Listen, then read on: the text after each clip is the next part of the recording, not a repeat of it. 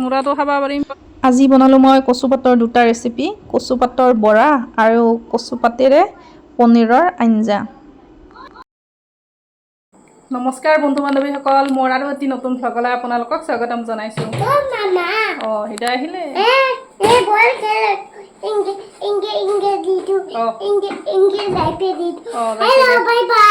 Hello' bye bye. চনাও আছে ইয়াত। দুয়ো মানে তাইৰ গৰম বন্ধ যে, দুয়ো প্ৰায় খেলি আছে, পঢ়াৰ হেঁচাটো বেছি দিয়া নাই। হোমৱৰ্ক কিবা কিবি দিছে, কৰি আছে অলপ অলপ। মানে আজি ৰাতিপুৱাৰ পৰা ভ্লগটো আৰম্ভই কৰিব পৰা নাই, গাটো বেয়া। এনেকুৱা মানে গৰম দিছে, গৰমৰ কাৰণে কিজানি। সেইকাৰণে ভাবিছোঁ এতিয়াই ভিডিঅ'টো বনাই লওঁ, নহ'লে আৰু ৰৈয়ে যাব। ইফালে মানে সোৱাদ একদম। দুপৰীয়াও কিবা এটা বস্তু খাম বুলি ভাবিছিলোঁ, নহ'লে এতিয়া ভাবিছোঁ বনাওঁ, সেয়ে ভ্লগটো আৰম্ভ কৰিলোঁ। তেন্তে চাই থাকক আজিৰ ভ্লগটো। এতিয়া পাকঘৰলৈ যাওঁ। চনাহো যাবা না পঢ়বা? কিতাপ লৈ আহা। পাকঘৰত আহিলোঁ। দুয়োকে প্ৰথমতে কিবা খোৱাৰ কাৰণে বনাই দিওঁ। পাস্তা আছে, পাস্তা বনাই দিওঁ। তাৰপিছত কৰি আছোঁ ৰেডি। এয়া পাস্তা ৰেডি। আমাৰ হৃদয় আহিলে। কি বনাইছ? খাবা না পাস্তা? পাত্তা বনাইছোঁ দে। পাত্তা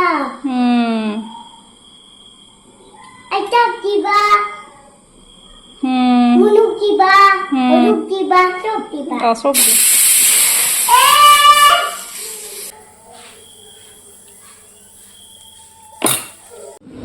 কচু পাতৰ বৰা বনোৱাৰ কাৰণে এনেকুৱা টাইপৰ কচু পাত কেইটামান আনিছোঁ, দিনতে আনি থৈছোঁ, দেখিছে কিজানি। এইখিনি এতিয়া ধুনীয়াকৈ ইয়াত এটা এটাকৈ ধুই ল'ম। এইখিনি ধুই ল'ম। তাৰপিছত এইখিনি মই তিয়াই থৈছোঁ অৰহৰ দালি, আৰু এইখিনি হৈছে মছলা। এয়া হৈছে জিৰাই, তাৰপিছত দালচেনি মিক্স, ধনিয়া পাউডাৰ, হালধি আৰু গৰম মছলা, নিমখ, আদা, নহৰু আৰু দুটা জলকীয়া লৈছোঁ। এইখিনিৰে মই পেষ্টটো বনাই ল'ম, তাৰপিছত দেখুৱাই আছোঁ। এতিয়া এখন ডাঙৰ চাই থাল লৈছোঁ, তাত কচু পাতটো পাৰি দিছোঁ, আৰু তাৰপিছত এই যে পেষ্টটো বনাইছিলোঁ ভালকৈ আৰু এবাৰ মিক্স কৰি ল'লোঁ। এতিয়া ইয়াৰে পেষ্ট অকণমান লৈ হেতাখনেৰে ধুনীয়াকৈ কচু পাতটোৰ ওপৰত এনেদৰে পিহি দিম। মই অকণমান ডাঠকৈ লৈছোঁ, কিন্তু পাতলকৈও ল'ব পাৰি। আৰু সেইটো হোৱাৰ পিছত আৰু এটা কচুৰ পাত লৈছোঁ, তাতো ধুনীয়াকৈ পিহি দিছোঁ। এনেদৰে মই এটা দুটা কৰি 5টা লৈছোঁ মুঠ কচু পাত। এইখিনি একদম ৰেডি হৈ গ'ল। এতিয়া ইয়াৰ মানে এটা ৰোল বনাই দিব লাগিব। আৰু এইফালে চাওকচোন, হৃদয় আৰু চনাই পাত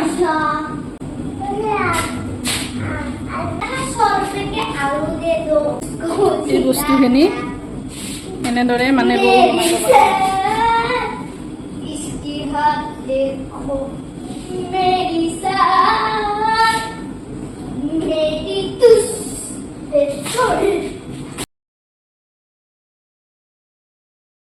ইফালে এনেদৰে মই বেচনৰ আঠাটো লগাই দিছোঁ, আৰু মাজৰ যিখিনি থাকে কচুৰ সেইখিনি অকণমান এৰুৱাই দিছোঁ, যাতে অকণমান মিহি মিহি হয়, কাটিবলৈ সুবিধা হ'ব। এতিয়া এনেদৰে ধুনীয়াকৈ কাটি লৈছোঁ। অকণমান এইখিনি সৰু সৰু কৰিছোঁ, বাকী মাজৰখিনি অকণমান ডাঙৰ হৈ গ'ল।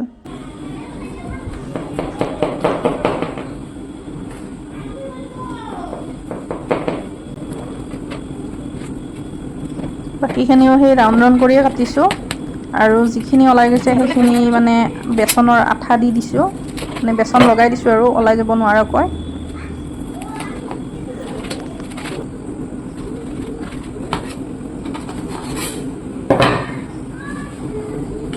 ৰেডি, ভাজিলে গম পাব কেনেকুৱা আছে। এইফালে কেৰাহীটোত তেলখিনি গৰম হৈ গৈছে, গতিকে তাত এটা দুটাকৈ 5টা 6টামান একেলগে দিলোঁ বৰা। এইকেইটা হোৱাৰ পিছতহে বাকীকেইটা দি দিম।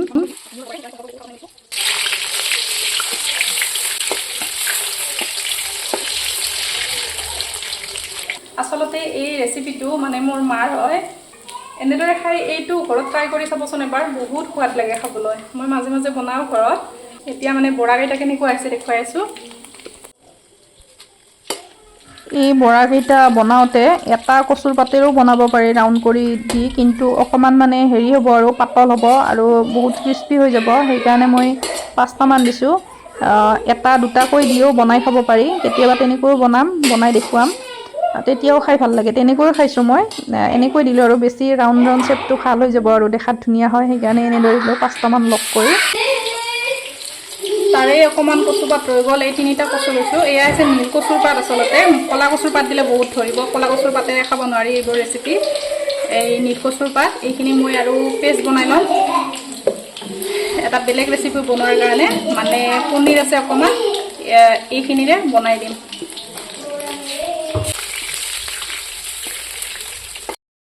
এইফালে হৃদয় আলোচনাৰ কাজিয়া লাগিয়ে আছে। আমাৰ কচুৰ বৰা ৰেডি।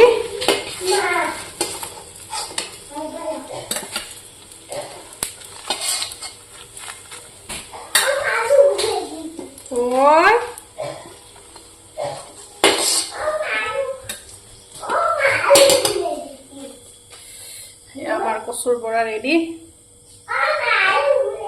ৰ'বা, এইখিনি তেলতে মই কচুৰ আন এখন ৰেচিপি বনাম। নৰ্মেলি যিখিনি পিঁয়াজ দিওঁ সেইখিনিয়ে দিম, বেছিকৈ নিদিওঁ।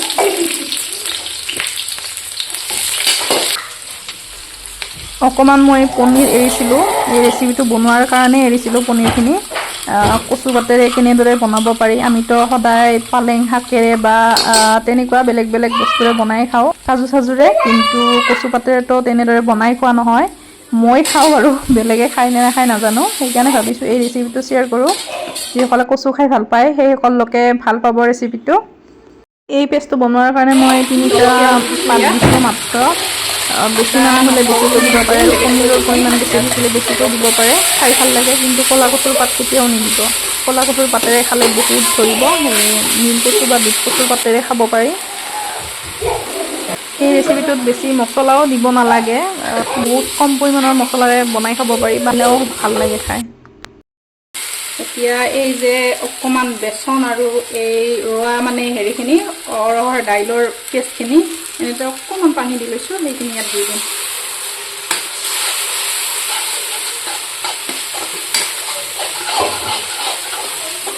ইয়াত দিম পনীৰ।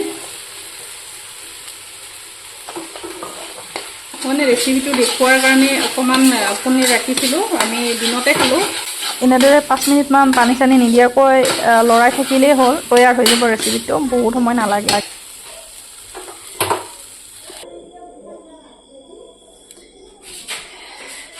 আপোনালোকেও যদি মোৰ দৰে কচু লাভাৰ হয়, এনেকুৱা ৰেচিপি ঘৰত ট্ৰাই কৰি চাব পাৰে, ইমান ধুনীয়া হৈছে। বৰাকেইটা চাওকচোন, পূৰা সিজি গৈছে দুফালে, ইমান ধুনীয়া হৈছে। আৰু এয়া হৈছে কচু পাতেৰে পনীৰৰ আঞ্জা, ফটাফট হোৱা ৰেচিপি এইটো, 5 মিনিটতে হৈ যায়। যোগাৰখিনি কৰোঁতে 5 মিনিট, মানে 10 মিনিট টোটেল। ভাত আঞ্জা ৰেডি হৈ গ'ল। মই মানে কচু খাই বহুত ভাল পাওঁ, সৰুৰ পৰাই কচুৰ যিকোনো ৰেচিপিয়ে বহুত ভাল পাওঁ, কচুৰ ঠাৰিয়ে হওক পাতেই হওক এনেদৰে বনাওঁ। আৰু যদি মানে এনেদৰে খোৱা নাই কেতিয়াও ঘৰত, তেনেহ'লে এবাৰ ট্ৰাই কৰি চাব পাৰে। তেন্তে আজিলৈ বিদায় ল'লোঁ, লগ পাম আন এটি ব্লগত। ভিডিঅ'টো যদি চাই ভাল লাগিছে ভিডিঅ'টো লাইক কৰি দিব আৰু চেনেলটো ছাবস্ক্ৰাইব কৰি ল'ব। আমাৰ হৃদয় মানে ভাত খাই শুবয়ে, তেন্তে আজিলৈ বাই বাই। বাই বাই কওঁ হৃদয়, ল'ম দা।